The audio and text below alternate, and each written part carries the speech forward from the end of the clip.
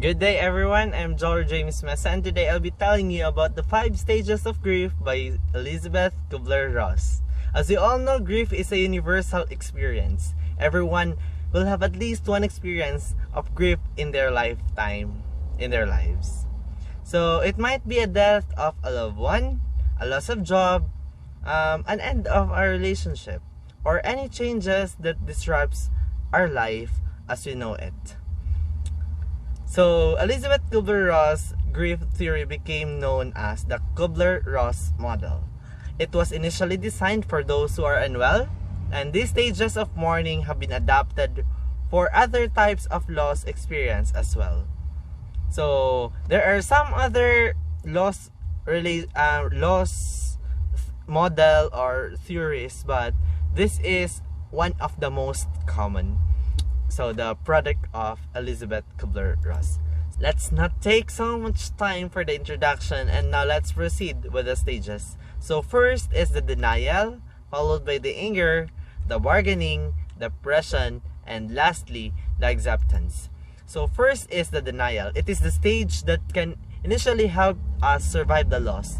We might think that lives make no sense, have no meaning, and is too overwhelming. You start to deny the news, in effect, go numb. And this is, however, once you emerge from the denial stage, the feelings you've been suppressing will begin to surface.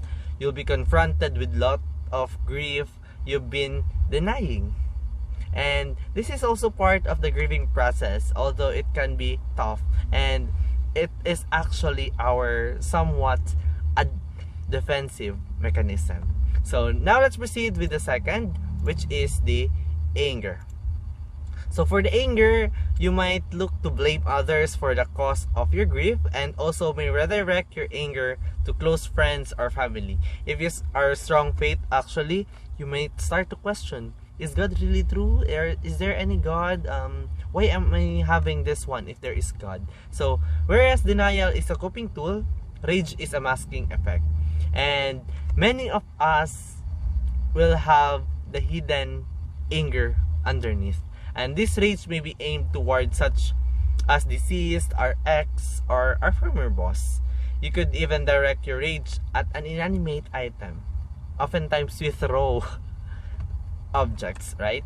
So anger might take the form of bitterness or resentment. It may not be obvious, passion, or fury.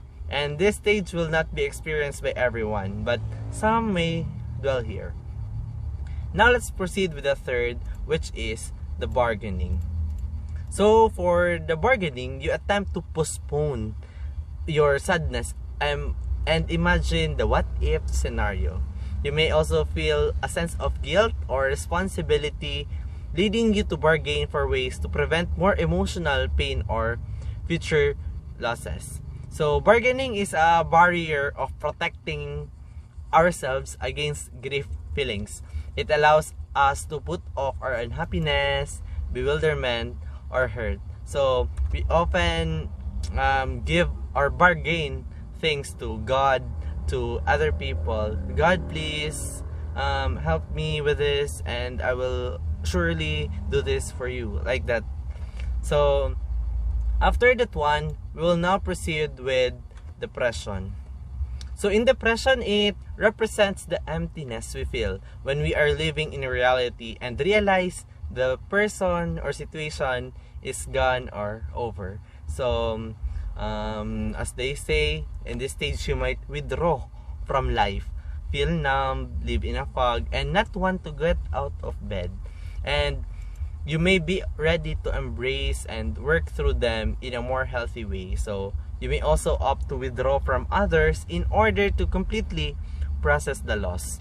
However, you feel entrapped or unable to go past in this stage of mourning, speak with a mental health professional if ever, okay? Don't forget that one. And lastly is the acceptance. In this stage, it is not often a joyful or uplifting stage of grieving.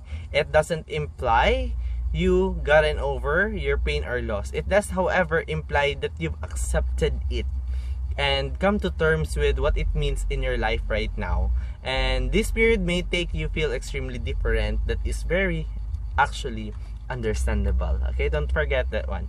You had significant transitions in your life which has shifted your perspective on a variety of issues.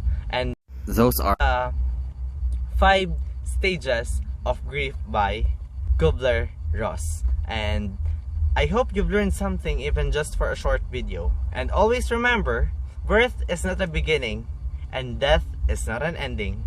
They are merely points of a continuum, and that is according to Elizabeth Kubler-Ross. And this is once again Joler James Mesa. Thank you so much for listening.